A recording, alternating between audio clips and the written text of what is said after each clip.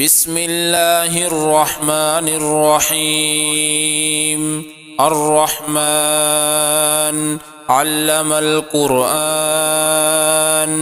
خلق الإنسان علمه البيان.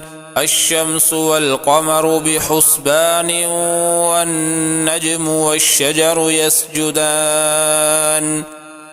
والسماء رفعها ووضع الميزان، ألا تطغوا في الميزان، وأقيموا الوزن بالقسط ولا تخسروا الميزان. والأرض وضعها للأنام، فيها فاكهة والنخل ذات الأكمام، والحب ذو العصف والريحان. فبأي آلاء ربكما تكذبان؟ خلق الإنسان من صلصال كالفخار، وخلق الجان من مارج من نار. فبأي آلاء ربكما تكذبان؟ رب المشرقين ورب المغربين، فبأي آلاء ربكما تكذبان؟ مرج البحرين يلتقيان، بينهما برزخ لا يبغيان.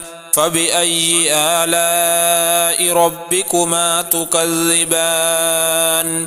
يخرج منهما اللؤلؤ والمرجان. فبأي آلاء ربكما تكذبان؟ وله الجوار المنشآت في البحر كالأعلام. فبأي آلاء ربكما تكذبان؟ كل من عليها فان، ويبقى وجه ربك ذو الجلال والإكرام. فبأي آلاء ربكما تكذبان؟ يسأله من في السماوات والأرض، كل يوم هو في شأن. فبأي آلاء ربكما تكذبان؟ سنفرغ لكم أيها الثقلان. فبأي آلاء ربكما تكذبان؟ يا معشر الجن والإنس إن استطعتم أن تنفذوا من أقطار السماوات والأرض فانفذوا، لا تنفذون إلا بسلطان. فبأي آلاء ربكما تكذبان؟ يرسل عليكما شواظ من نار ونحاس فلا تنتصران. فبأي آلاء ربكما تكذبان؟ فإذا انشقت السماء فكانت وردة كالدهان. فبأي آلاء ربكما تكذبان؟ فيومئذ لا يسأل عن ذنبه إنس ولا جان. فبأي آلاء ربكما تكذبان؟ يعرف المجرمون بسيماهم فيؤخذ بالنواصي والأقدام. فبأي آلاء ربكما تكذبان؟ هذه جهنم التي يكذب بها المجرمون، يطوفون بينها وبين حميم آن. فبأي آلاء ربكما تكذبان؟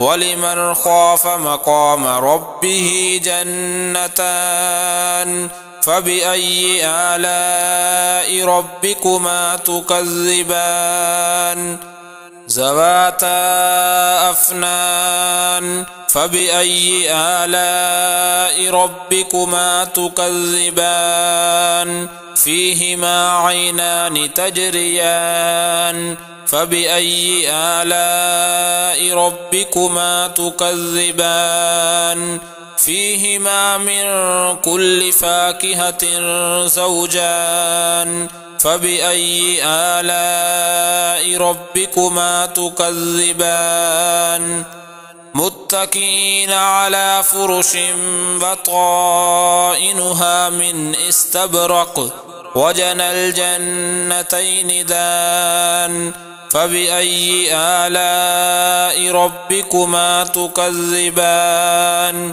فيهن قاصرات الطرف لم يطمثهن إنس قبلهم ولا جان فبأي آلاء ربكما تكذبان كأنهن الياقوت والمرجان فبأي آلاء ربكما تكذبان هل جزاء الإحسان إلا الإحسان فبأي آلاء ربكما تكذبان ومن دونهما جنتان فبأي آلاء ربكما تكذبان مدهامتان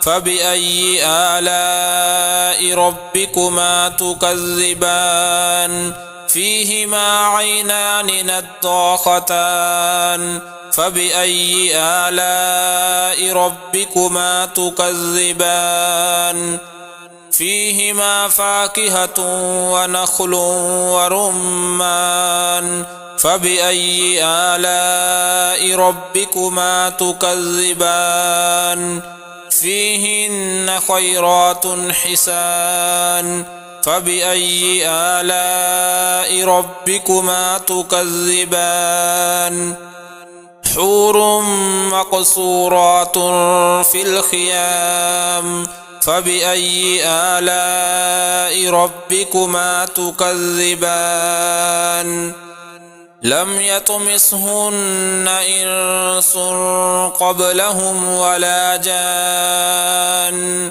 فبأي آلاء ربكما تكذبان متكئين على رفرف خضر وعبقري حسان فبأي آلاء ربكما تكذبان تبارك اسم ربك ذي الجلال والإكرام